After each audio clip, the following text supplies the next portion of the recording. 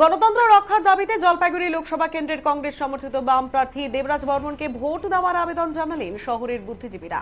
বুধবার জলপাইগুড়ি শহরে সাংবাদিক বৈঠক করে কেন্দ্র সরকার এবং রাজ্য সরকারের বিরুদ্ধে আওয়াজ তুললেন কবি, সাহিত্যিক, নাট্যকর্মী, নৃত্যশিল্পী, চিকিৎসক, অধ্যাপক, শিক্ষক, শিক্ষিকারা।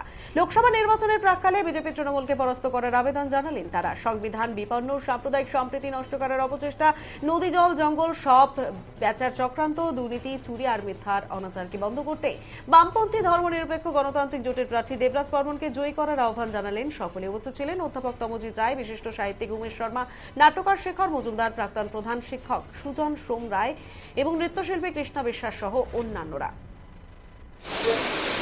জলপাইগুড়ির সমস্ত শিল্পী, কবি, চিকিৎসক, প্রাবন্ধিক, শিক্ষক, অধ্যাপক, সমস্ত বুদ্ধিজীবী মহলের মানুষরা একজোট হয়ে আমরা আজকে আগামী যে সংসদীয় নির্বাচন ভারতবর্ষে সে সম্পর্কে আমরা আমাদের স্পষ্ট বক্তব্য জানাতে এসেছি।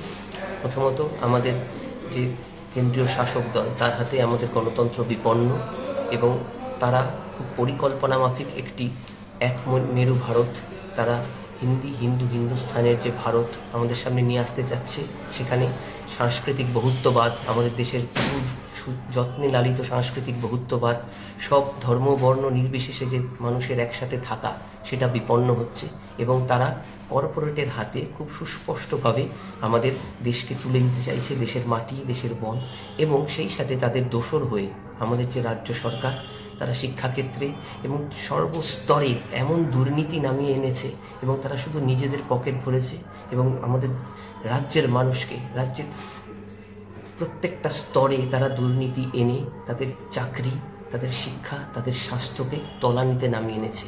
তাই আমরা বলছি যে এই যে বাইনারি একটা চলছে, হয় এরা নয় ওরা, তার মাঝখানে তৃতীয় বিকল্প আমাদের বাম গণতান্ত্রিক যে জোট এবং তার প্রার্থী জলপাইগুড়ি কেন্দ্রে দেবরাজ বর্মন।